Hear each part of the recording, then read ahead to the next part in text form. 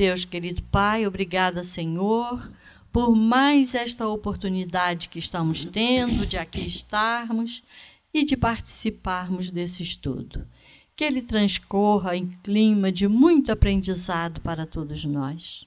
Obrigada, Senhor. Graças a Deus e que assim seja. E com vocês, Celi. Uma boa tarde a todos. Cá estamos nós, dando sequência, né? Ainda estamos no capítulo sobre o retorno do espírito à vida corpórea, né? Já falamos sobre a influência do organismo, do idiotismo e da loucura, e hoje nós estamos aí falando da infância. Essa parte, a gente fala assim, é muito importante, tudo é muito importante. Mas essa aí é a base ali, né, da vida na Terra, a infância. É muito importante os esclarecimentos que os espíritos dão a respeito. Talvez a gente fique aí umas 2 terças, mais ou menos, falando sobre essa questão, que tem muita coisa para considerar. Kardec, ali nem é Kardec, são os próprios espíritos que fizeram uma dissertação sobre isso na última questão que ele aborda esse assunto da infância ali naquele local ali do Livro dos Espíritos, voltando à vida corpórea, porque fala, né, a doutrina espírita fala o tempo todo de todos os temas. Mas, especificamente, falando aí do retorno à vida corpórea, da infância, na última questão dessa abordagem aí, dentro desse assunto, Kardec obtém dos espíritos uma grande explicação. Uma explicação muito importante que responde muitos dos nossos questionamentos, muitas das dúvidas que nós temos a respeito dessa idade complicada, né? Principalmente da adolescência. Então, vamos acompanhar com bastante atenção esse estudo, né, sobre a infância e acompanhar também estudando em casa, porque aqui a gente não consegue abordar tudo, né? A gente também tem dificuldade, às vezes, para expor de uma maneira muito clara, mas é bom ler, ir à fonte, que o que está aqui foi transcrito aqui de tudo que está ali no Livro dos Espíritos. Dentro desse estudo, eu fui seguindo as questões.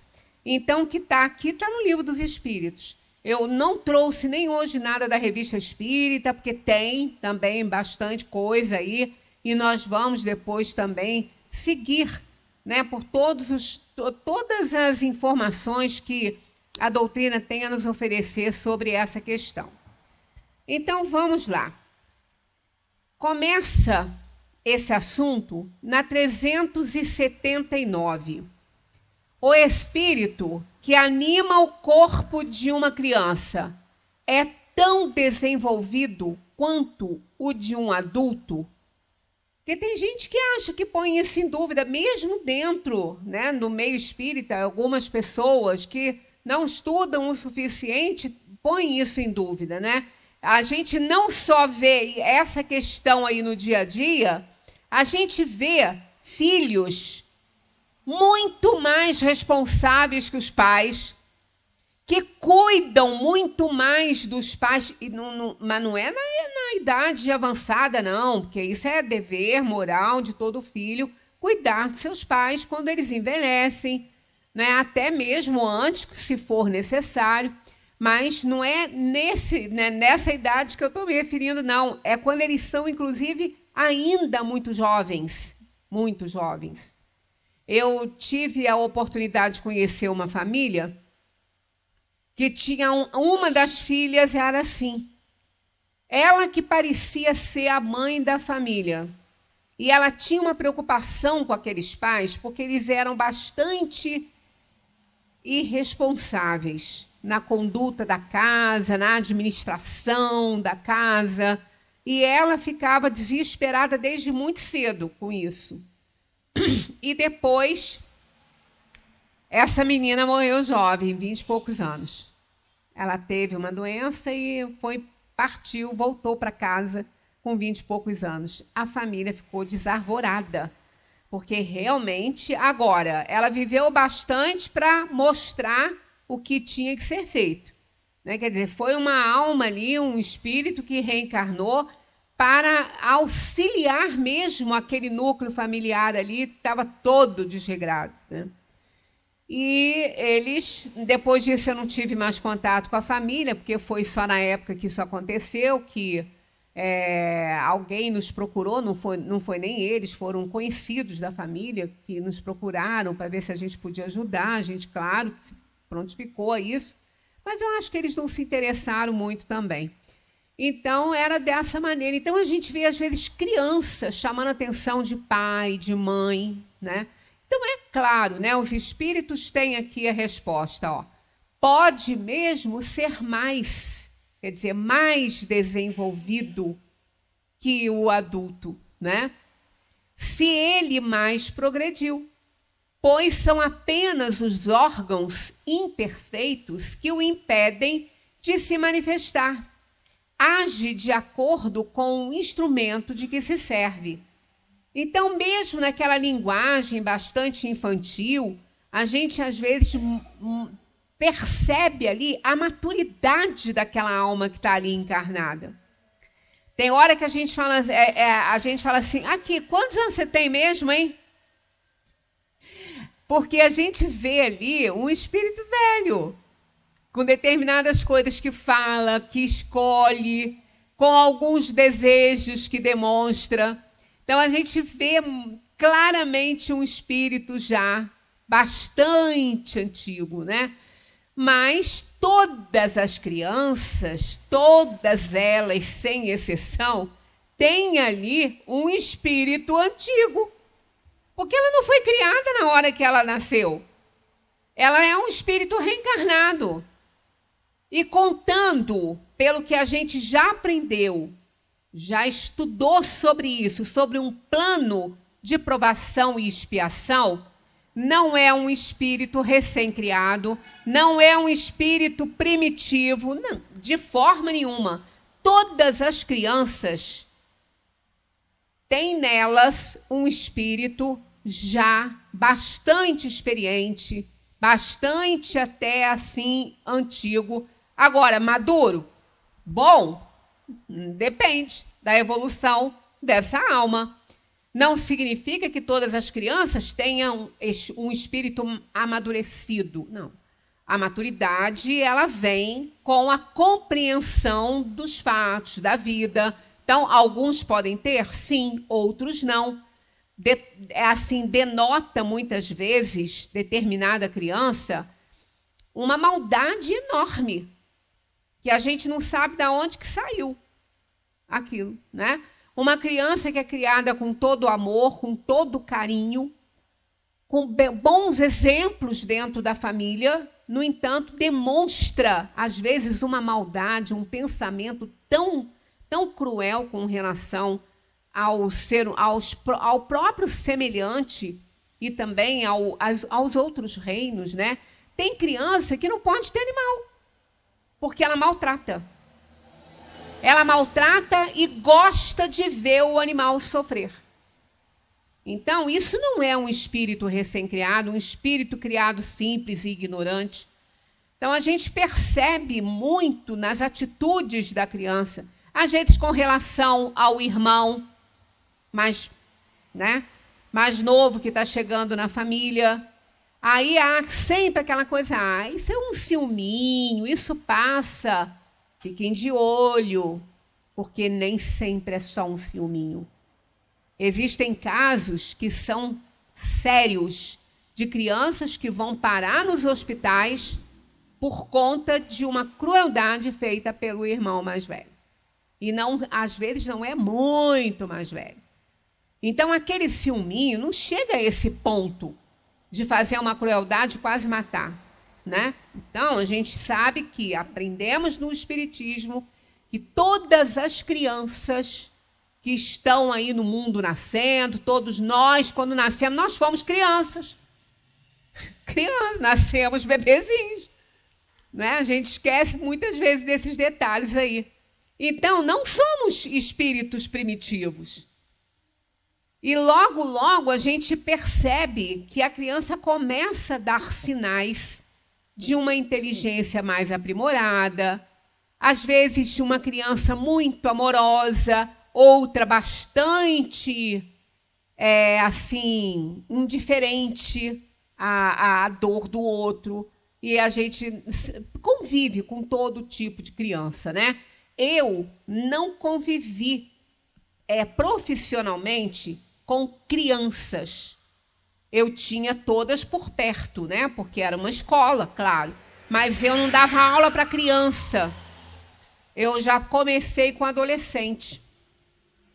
Mas eu escutava nas reuniões que a gente fazia na escola os professores falando, relatando as coisas que aconteciam na sala de aula de jardim de infância, de primeira série, né? Coisas que não eram para uma criança de primeira série fazer. Né? Então, elas não entendiam isso. Eu bem que já sabia, mas não podia dar meus pitacos ali, né? Porque não tinha nada, eu não podia misturar a minha filosofia, a ciência espírita, aí no meio da minha profissão, a menos que fosse questionada sobre isso, como fui algumas vezes. Então, é essa questão aí que a gente tem sempre que prestar muita atenção nas crianças que nós temos na nossa casa. Até porque essa responsabilidade é de quem é responsável por ela, seja mãe, pai, avós, tios, ou seja quem for, né? Então, aqui a gente tem essa resposta dos espíritos, que ela pode ser muito mais desenvolvida, né? Muito mais antiga. Se ele mais progrediu, é mais desenvolvido e mais maduro, pois são apenas os órgãos imperfeitos que o impedem de se manifestar. Age de acordo com o instrumento de que se serve.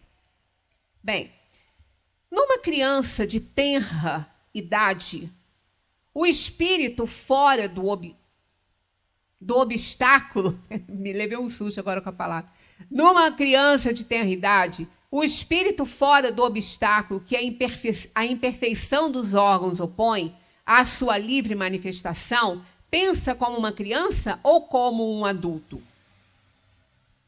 Por que será que Kardec fez essa pergunta, né? Sabemos por que ele fez. Porque é nesse estudo aí que a gente vem fazendo, por isso da importância da gente seguir a ordem, né, que Kardec estipulou aí para estudo, porque ele numerou essas questões e não foi por acaso que ele fez isso. Então, a gente percebe aí, abordamos aqui a questão das doenças mentais, né, do idiotismo, da loucura, das teratologias físicas, né, das deficiências que impedem a alma de se manifestar, né, com toda a sua potencialidade, por conta do impedimento dos órgãos. Estudamos sobre a influência do organismo, né, na alma. E vimos ali nesse estudo que todas as almas que reencarnaram com algumas deficiências físicas, mentais, com obstáculos físicos na organização física para a manifestação da sua inteligência, sofrem com isso. Foi por isso que Kardec fez essa pergunta, porque eles sofrem com essa dificuldade de manifestar a potencialidade, de organizar o pensamento, não é? Sofrem com isso. Então, ele fez essa pergunta se a criança, porque a criança sofre essa limitação na organização física por muito tempo. Né? Até que ele alcance a adolescência, que ele passe dos 7, 8 anos, quando a caixa craniana se completa, quando o lobo frontal, né, que é responsável pelo raciocínio, pela lógica, quando isso estiver tudo prontinho, porque demora um pouco, daí a dúvida e muitas vezes o equívoco de algumas pessoas mesmo dentro da doutrina espírita, falar que a encarnação propriamente dita, só se completa depois dos 7 anos de idade da criança. Não é verdade. Não sou eu que falo, é a doutrina, é Kardec que fala, e a gente já viu com todas as letras Kardec falar. A encarnação se completa na hora do nascimento da criança. A encarnação está completa ali. É ali que o espírito encarna no corpo. Então, isso é que, de repente, essa questão aí da organização física se completar mais lá para frente, causou esse equívoco. Então a encarnação não está completa. Não, ela está completa. A criança nasceu, o espírito encarnou ali. Completou a sua encarnação. Ele ficou lá no útero materno, o perispírito, né, que é o elemento organizador do material genético e do corpo que vai servir de instrumento para essa alma na atual encarnação dela.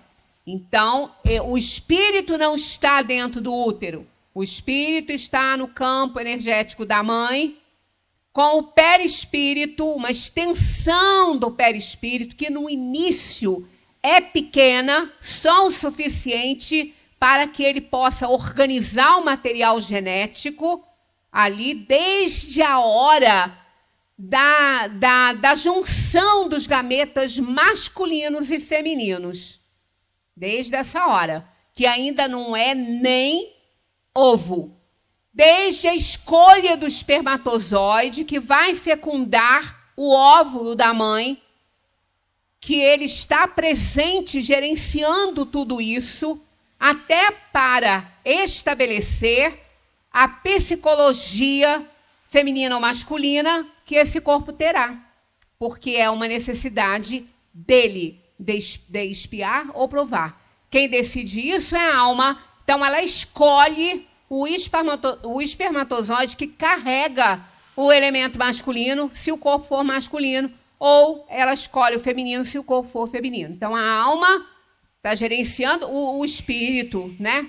Que ainda não se tornou alma propriamente dito, que ainda não encarnou, vai encarnar na hora que a criança nascer, ele que gerencia tudo isso. Então está presente ali. Então uma extensão do perispírito vai para o útero materno, e aí o espírito, através desses fluidos que compõem o perispírito, vão gerenciando, organizando aquele corpo ali, vai imprimindo suas necessidades evolutivas ali, pela lei de causa e efeito, e aquele corpinho vai se formando, e à medida que ele vai se desenvolvendo, vai cortando os fluidos do lado de fora. Então, é como um funil que vai. Quando termina a gestação, aqui todos os fluidos do perispírito já estão ali no corpinho que está nascendo. Aí o espírito nessa fase já está bem perturbadinho, ele já não tem lucidez como tinha no início da gestação. Ele já não tem essa lucidez, tanto que ele vai se preparando aos pouquinhos para entrar num corpo pequenininho. Para ele ter alguns anos aí, para estar limitado em alguns anos na sua potencialidade. Tudo aquilo que ele veio para desenvolver naquela encarnação fica ali meio que, né, assim, camuflado, até que o seu corpo se completa fora do corpo da mãe, né, que a caixa craniana fecha, a criança tem aquela moleirinha molinha, aquilo dá um nervosinho, né, na gente, assim, um cuidado que a gente tem que ter. Então, a criança não tem livre-arbítrio ainda, ela faz algumas escolhas por instinto,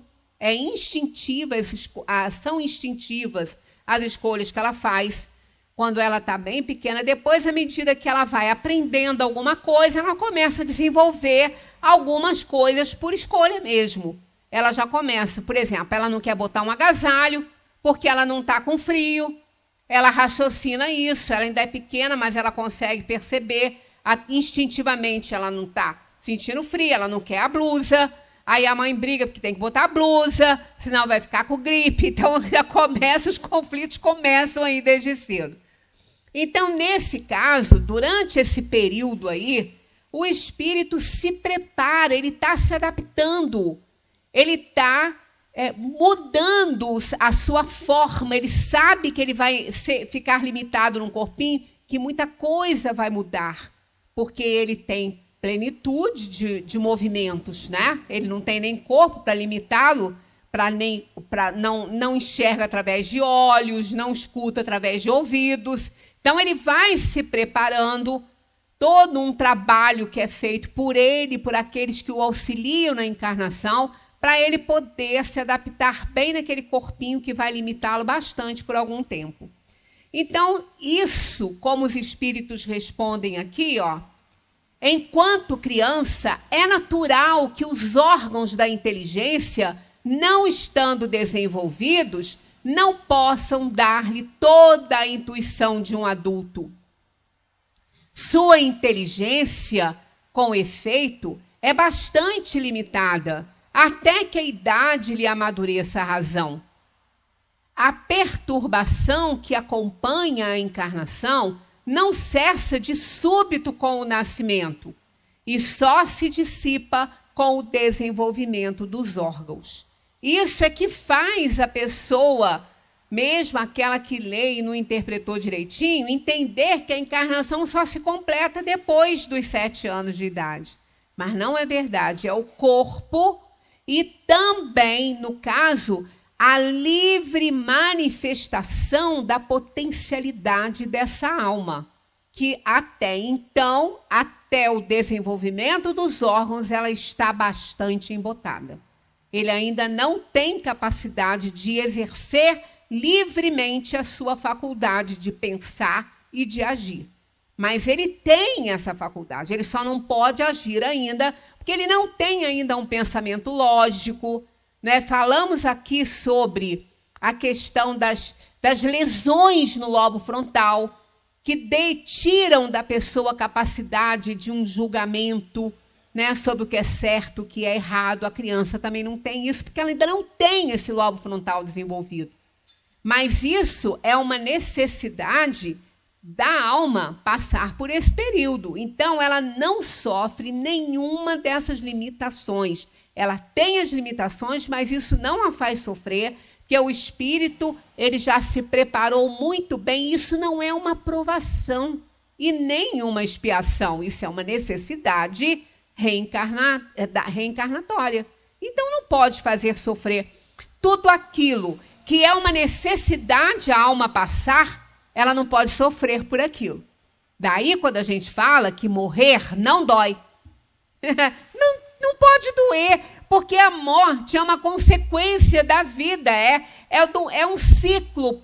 Ora, se o espírito tivesse que sofrer para morrer, não seria justo, porque ele não escolhe isso. Ele não está fazendo essa escolha. Ele tem que desencarnar. Ele precisa, porque o veículo físico tem um ciclo de vida que não suporta uma vida plena e imortal. O corpo não é imortal, a alma que é. Então, se ele tem que deixar esse corpo, é uma obrigação dele, ele tem que deixar o corpo.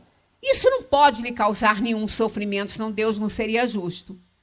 Então, o que causa o sofrimento não é o fenômeno da morte, é o que passa, é o que se passa, é o que provoca essa morte.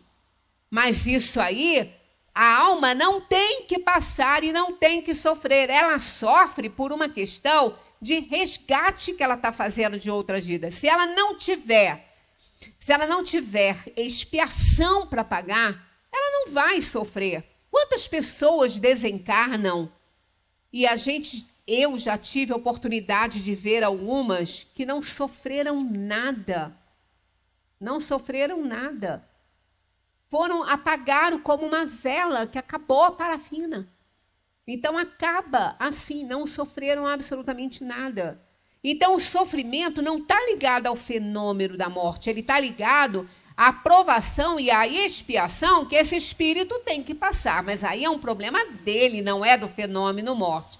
Assim como essa limitação que nós, almas encarnadas, passamos no início da nossa existência na Terra, da nossa encarnação, não nos faz sofrer também, porque é uma necessidade da alma passar por esse período. Então, não causa nenhum sofrimento e nenhum constrangimento. Comentário de Kardec. Uma observação vem em apoio desta resposta. Quer dizer, a criança, ela não pensa como adulto, mesmo que ela estiver emancipada do corpo, ela não pensa como adulto, porque ela está num corpinho que limita os seus conhecimentos, limita os seus desejos, as suas aspirações, que ela não tem ainda um lobo frontal. Então, a prova disso, está aqui que Kardec comenta, ó, é que os sonhos de uma criança não têm o caráter dos sonhos de um adulto. Seu objeto é quase sempre pueril, o que é um indício da natureza das preocupações do espírito. Só o indício. Então, ela não tem aquelas preocupações da gente quando a gente não consegue se desligar das nossas atividades, a gente tem alguns pesadelos, alguns sonhos agitados e tudo, e fala, né? Fala muito durante o sono, aquela agitação que a pessoa tem, ela não desliga, ela não relaxa para dormir, ela fica só naquele sono superficial, ela não entra no sono profundo, né? Então, os sonhos não são, muitas vezes, calmos, né? São sonhos bastante agitados. A criança, normalmente, ela não tem isso. O que ela pode ter é terror noturno. Não tem a ver com os sonhos. A criança, justamente porque ela não tem um corpo que a limita, quer dizer, ela tem um corpo que a limita, e ela não tem ainda uma percepção plena da vida na Terra, ela está muito ligada à vida espiritual que ela deixou, também ela pode ser um alvo mais fácil de espíritos, não que venham fazer mal a ela, mas que a visitam nessa emancipação que a alma tem. Então, mesmo que seja um espírito que ela já conheça, mas ela não tem essa percepção, essa consciência, porque ela está num corpinho infantil. Ela não tem essa lembrança. Então, às vezes, é alguém que desencarnou, que vem perto, que se aproxima no bercinho, e a criança não sabe, ela tem medo, ela não lembra quem é aquela alma que está ali. Ela tem medo, ela chora, ela se aterroriza. Ou outras coisas que podem ter na casa também, né? Algumas visitas desagradáveis pela sintonia dos que moram na casa, que podem atrair entidades que não são lá muito boas de se olhar, né? E a criança emancipada, ela vê e ela pode se assustar e pode chorar. Então, ela tem esse terror noturno, mas os sonhos dela não são como os sonhos dos adultos. 381. Com a morte da criança, o espírito retoma imediatamente o seu vigor primitivo. Aquele, né, antes de reencarnar, olha só, assim deve ser, pois que está desembaraçado do seu envoltório carnal. Entretanto, ele não retoma a sua lucidez, o espírito não retoma a sua lucidez primitiva, enquanto a separação não estiver completa. Ou seja, enquanto não desaparecer toda a ligação entre o espírito e o corpo. Então, não é instantâneo. Não é instantâneo. Tanto que a criança, ela demora um pouquinho. Muitas vezes, ela precisa ser levada a instituições na espiritualidade, onde as crianças se reúnem. Fica muito pouco tempo imantada, muito pouco, porque ela não teve tempo ainda primeiro de criar problemas para si mesma, porque é uma criança, ela não responde por ela. Então, ela não teve tempo de fazer coisas que vão fazer que ela fique agarrada a uma matéria. Ela não tem esse tempo, tanto que a criança ela lida com as coisas com muita facilidade, muita facilidade mesmo. Ela entende perfeitamente a morte, ela entende isso. Né? Então, nós é que começamos a criar problemas na cabeça da criança. Elas não são complicadas, elas entendem as coisas, é só conversar com elas a respeito disso. Principalmente a morte do seu animalzinho, elas entendem isso. Tem até um vídeo bonito, né, que o veterinário vai para a casa da família para fazer eutanásia no cão, que era do garotinho, e eles preocupadíssimos como que vai ser, como que a criança vai reagir e tal. Então, o veterinário começa a conversar com a criança e ela fala assim, eu sei por quê. Que aí o veterinário fala assim, olha, mas os animais não vivem muito, então eles adoecem, eles precisam não ir embora para não ficar sofrendo, né? Ninguém quer ver seu animalzinho sofrer. Aí o garotinho vira e fala, eu sei por que os animais, principalmente os cães, vivem pouco. Aí o veterinário pergunta, então me explica, porque eu queria saber isso. Aí o garotinho fala assim, porque a gente nasce para aprender a amar. E os cães já nascem sabendo amar. Então, eles ficam pouco tempo aqui. Então, é um vídeo lindo esse vídeo que tem. E ele abraça o cãozinho, né, dele, é um cão até grande, porte grande, que está indo embora. Então, quer dizer, a criança não é como a gente... Nós é que estragamos a criança. A gente desenvolve amor condicional neles. A gente tem que ter um cuidado, mesmo que a gente não tenha essa intenção, a gente tem que cuidar muito para não estragar aquela criança. Até porque a gente não sabe quem está ali, né? Quais são as suas tendências. Então, ficar gritando com a criança, cometendo violências, batendo na criança, impondo aquele autoritarismo, tudo isso é fertilização para o que ela traz. E o que ela traz, a gente não sabe. Quem está ali, a gente não sabe. Então, aquele que vai se tornar violento lá na sociedade pode ter adubado a sua violência na criação que ele teve. Não é por isso, né, que aquela criança que teve maus tratos quando criança vai se tornar um adulto e sair matando todo mundo. Não se trata disso, porque isso é questão da inferioridade da alma. E a gente vai ver aqui com o que os espíritos nos falam.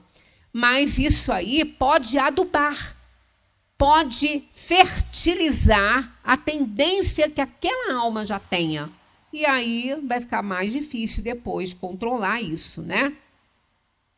Então, ele não retoma essa lucidez imediata, mas é muito pequena a ligação que fica, porque ele não teve muito tempo de ficar agregado ali naquele corpo, né? Logo que ele sai daquele estado assim mais perturbadorzinho, ele sai, dizimanta e realmente não vai ter a aparência de uma criança mais. E sim a aparência que ele teve na última encarnação dele. Se morre criança, né? Uma criança que desencarna aí até 10 anos, ela não vai ficar com aquela aparência. Só se ela precisar de se fazer visível para alguém que a conheceu assim. Do contrário, ela vai ter a aparência que ela tinha da encarnação anterior, que a levou a uma encarnação curta para algum resgatezinho que ela tinha que fazer e também junto com a família. O espírito encarnado sofre, isso aqui a gente já falou, sofre durante a infância com o constrangimento imposto pela imperfeição dos seus órgãos. Só vai ler que já comentou agora mesmo lá na outra, né? Não sofre. Esse estado é uma necessidade, aquilo que eu falei. Como é necessidade desencarnar? É necessidade nascer e é necessidade desencarnar. Então não pode causar sofrimento, né? E é necessidade passar, ó. É natural e corresponde aos desígnios da providência. É um tempo de repouso para o espírito. Então, o espírito repousa um pouco na sua atividade plena de raciocínio, de trabalhar o livre-arbítrio, de escolher as coisas. Ele passa por esse período aí na época da infância, porque ele não tem que tomar decisões, ele não tem que fazer grandes escolhas. Então, isso para ele é um período de descanso para que ele se prepare para a adolescência que vai chegar e nem sempre é muito fácil, né? Entra naquilo que a gente chama de aborrecência. 383. Qual é, para o espírito, a utilidade de passar pela infância? Que utilidade tem isso? Ele tem que ficar aí. E olha que é uma infância longa, né? Sabe que conta, a doutrina espírita fala que a infância pode contar até os 20 anos? Até os 20. Agora a ciência está mostrando que sim. A sociologia está mostrando que sim. Filho com 20 anos está dentro de casa. E pergunta se ele quer sair. Quer não? Ele vai pagar aluguel, luz, telefone, comida. Não, para quê? Meu pai paga. Ele é uma criança. A infância. Está na infância ainda, né? Então, quando eu falava que ia até 20, as pessoas, nossa, mas não é até 20, né? Adolescência. O espiritismo diz que vai até 20. Pode ir, pode. É uma margem, né? até 20 anos.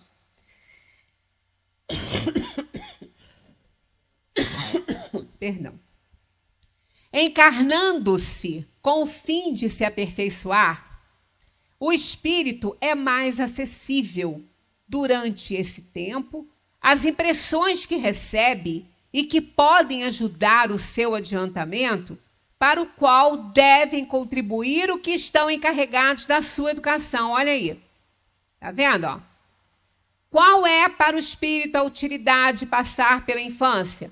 Encarnando-se com o fim de se aperfeiçoar, o espírito é mais acessível durante esse tempo, porque ele não tem livre-arbítrio, ele não tem o lobo frontal desenvolvido, ele é mais acessível às coisas que ele recebe, mas também é muito acessível às coisas que ele vê, né? As coisas que ele vê. As impressões que recebe e que podem ajudar o seu adiantamento, como também podem atrapalhar.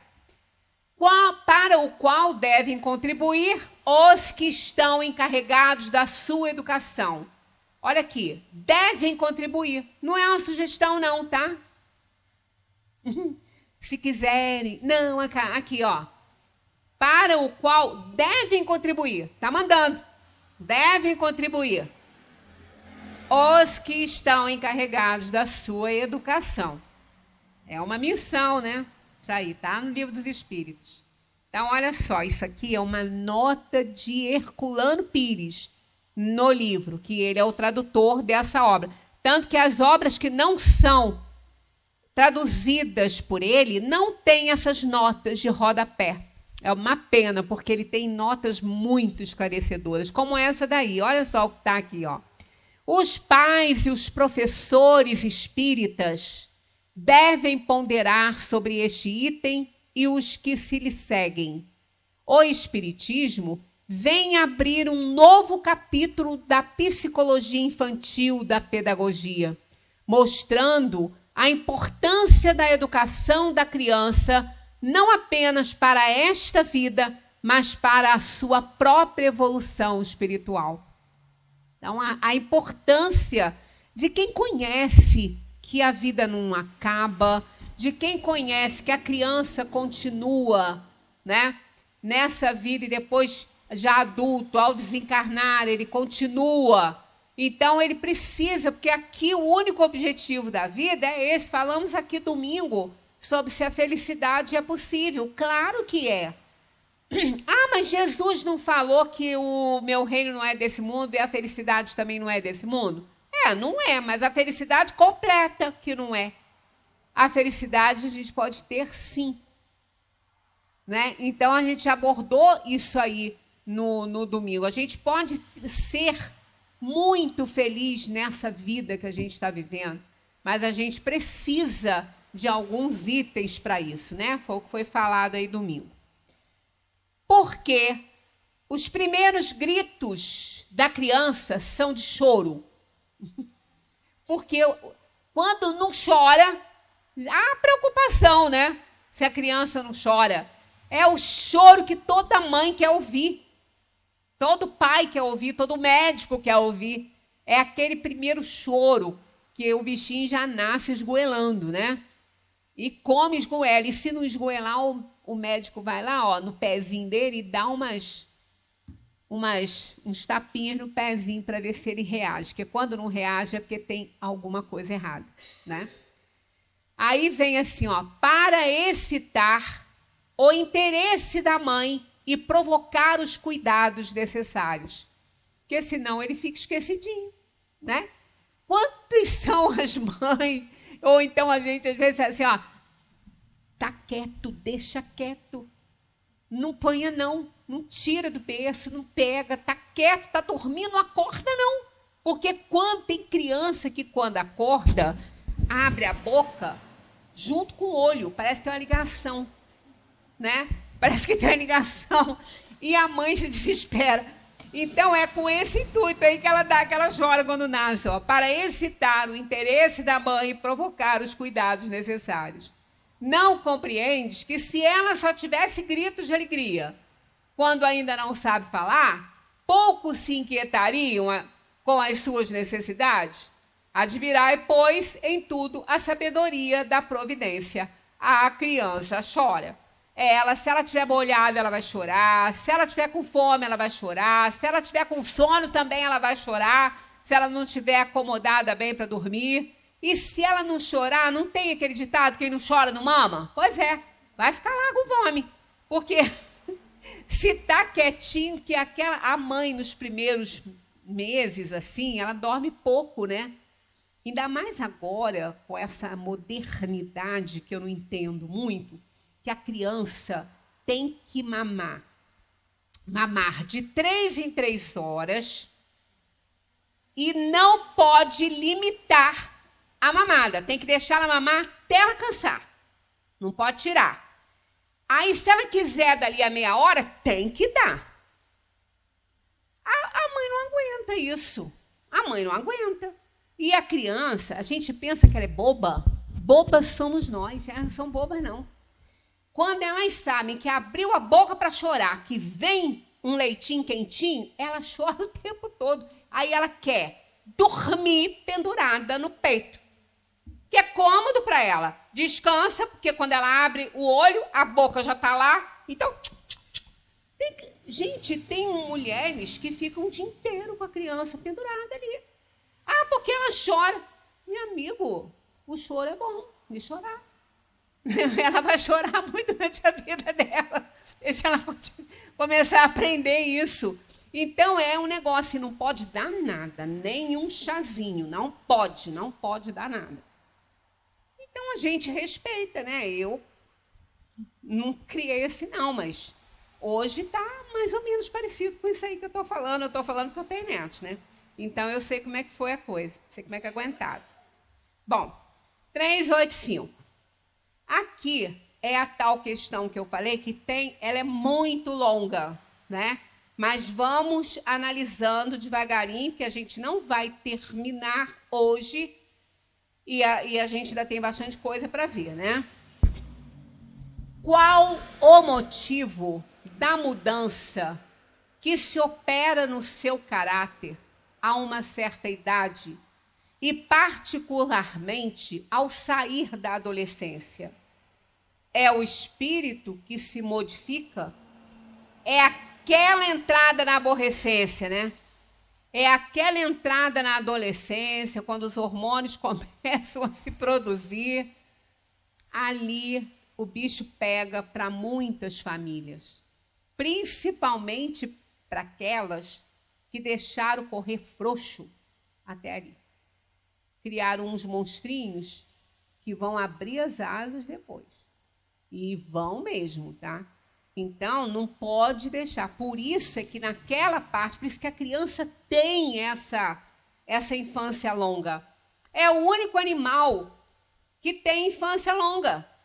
Os animais da inteligência inferior, a gente não diz que não tem inteligência, que todos eles têm, mas ela é limitada, todos eles já nascem andando, né? Já nascem, não fala, porque animal não fala, mas já nascem, a cadela, quando ela tem a cria dela, mal nasceu, ela já está rosnando para eles, porque eles estão fazendo o que não deve. Né? Então, quem convive com o reino animal, vê como que a mãe educa as crianças dela, os filhotes dela, desde a hora que ela pariu. E se ficar brigando um com o outro, um dia desse eu recebi um vídeo que a fêmea teve bastante filhote e tinha uma mama que saía mais leite. E tinha um filhote que grudava nela e não deixava. E tinha um que estava magrinho, porque ele não conseguia chegar perto, ele era mais lento, né? E aí ele tentava e não conseguia. Quando a cadela percebeu que ele não estava mamando, ela deu um chega para lá com a pata naquele que estava grudado naquela mama que saía mais leite, pegou com a boca e botou o filhote naquela mama. Olha que coisa maravilhosa. Ela brigou com o outro, ela tirou o outro. E o outro ficou lá chorando, né? Miando, que era cachorro, mas pequenininho, começa igual gato, fica miando. Ela foi lá e deu um safanão nele, ele parou. Simples assim. Quer dizer, eles não têm uma infância muito grande. Eles logo começam a se virar. Né? E nós, né, somos aí do reino da inteligência superior, a nossa infância é longa para isso, para ter tempo de ser educado, tempo de receber valores, para depois, quando chegar nessa fase aí, poder escolher melhor, porque a criança não é uma folha em branco, ela nasce com um acervo enorme de realizações, de conhecimento, mas vem limitado só para aquela encarnação, e mesmo aquele conhecimento liberado para aquela encarnação, só quando o organismo se completar, que é nessa fase aí que se completa. Então, o espírito então se modifica. Olha o que Kardec obtém dos espíritos, olha aí, ó. É o espírito que retoma a sua natureza e se mostra tal qual era. Ele não se modificou. Ele retoma a sua natureza, quer dizer, ele é ele. Se ele é um espírito inferior, ele vai mostrar inferioridade. Se ele é um espírito melhorzinho, superior não tem nessa terra, mas se ele for um espírito melhorzinho, ele vai demonstrar amorosidade.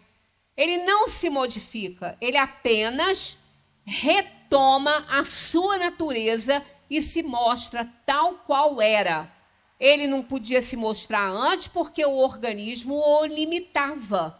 Mas depois ele começa a liberar e dizer a que veio. Aí começa, critica pai, critica mãe, não quer conversa com determinado irmão, começa a botar defeito em tudo, ou então abraça todos. Quer dizer, todos são bonzinhos, é uma alma amorosa que está ali, né?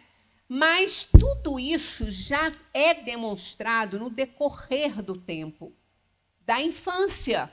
É por isso que os pais têm que estar atentos como ele trata o animalzinho da casa, como que ele trata o irmão, como que ele trata o avô e a avó. Então, respeito não acaba com a modernidade, né? Não acaba quando a modernidade chega. Antigamente as pessoas tinham mais esse respeito com os mais velhos, com as visitas. Eram crianças que agradeciam, né, as coisas, porque os pais exigiam isso. Faziam e mostravam como que é uma criança educada. Né? Agora, hoje a gente não está mais vendo muito isso. Eu não estou culpando pai nem mãe, não. É que os pais estão precisando ficar muito fora mesmo, trabalharem. Porque está difícil, eles não podem dar assistência o tempo todo. Eles trabalham também. E, às vezes, a pessoa que está tomando conta, eu vou falar porque já sou também, né? Mas, ó, a avó e avô estragam, tá? Eu sei porque eu sou avó. Tem hora que eu tenho vontade de fazer aquilo que eles estão pedindo. Mas eu olho assim, eu digo assim, se fosse o meu filho, eu não ia deixar. Então, não vai fazer, não. Sabe o que a minha neta me propôs outro dia? Vovó, vamos fazer o dia do sim? Eu falei, o dia do sim? O que é isso? Na minha época não tinha negócio de dia do sim, não. Eu não sei o que é isso, não. Eu sabia, né? Mas eu falei, o que é isso? Aí ela, vovó, o dia do sim é que você não vai poder dizer não. Eu olhei para a cara da bichinha, ela estava com 7 anos. Eu olhei para a carinha dela e falei assim, ô menininha, você está pensando que a vovó é boba? Só porque a vovó tem idade? Que a vovó é boba? E que a vovó é a vovó e não pode negar nada? Aqui na minha casa não tem dia do sim, não. Não, senhora, mas vovó é uma brincadeira. Eu falei, eu sei que você não vai brincar. Se você fosse brincar, eu até poderia fazer isso, mas você não vai brincar. Você vai pedir justamente o que você quer e que não pode, né? Ela riu. Eu falei, pois é. O dia do sim. Para mim. Vamos fazer o dia do sim. Eu falei, aí se é uma avó que quer agradar, e olha que elas não ficam muito aqui, né? Eu até poderia querer agradar. Vai fazer o dia do sim, né? Aí dá tudo, faz tudo. Quer dizer, avô e avó tem que ajudar. Não pode desagradar o netinho, mas também não pode ir contra a educação que os pais estão dando, né? Porque se deixa tudo, cadê o limite, né? Então, eu procuro não desagradar, mas eu não estrago, não, porque eu estou estudando o Espiritismo e sei o que depois vai acontecer. Então, eu limito. Então, olha só. É o Espírito que retoma a sua natureza e se mostra tal qual era. Não conheceis... Olha que isso é importante. Quando eu quero fazer as coisas, eu lembro disso aí, ó. Não conheceis o mistério que as crianças ocultam em sua inocência. Não sabeis o que elas são, nem o que foram e nem o que serão. A única certeza que um pai e uma mãe têm quando recebe seu bebezinho em casa é que um dia ele vai embora. É que um dia ele parte. Agora, o que ele vai ser, como ele vai ser, que jeitinho, quando que ele vai? Não, ninguém sabe nada. Nada. A criança é um mistério para nós. Você não sabe quem está ali. Não sabe. A gente pode até imaginar, dependendo da semelhança com determinado caráter e personalidade de alguém que já partiu antes, a gente pode falar assim, deve ser fulaninho que está aí, porque olha só, está igualzinho. Não necessariamente, porque pode ser o quê? Companheiros, né? Pode ser quadrilha antiga, como o Valsali falava, que a gente aqui é tudo quadrilha antiga que se reuniu aqui, ó. Pois é, pode ser em espíritos muito companheiros do passado, né? Mas a gente não sabe quem são. Então, a gente tem que ter muito cuidado, muita observação. Nunca vamos esquecer que os espíritos encarnam para evoluir, para se aperfeiçoarem. Mas eles vêm com um mapa de provações e expiações.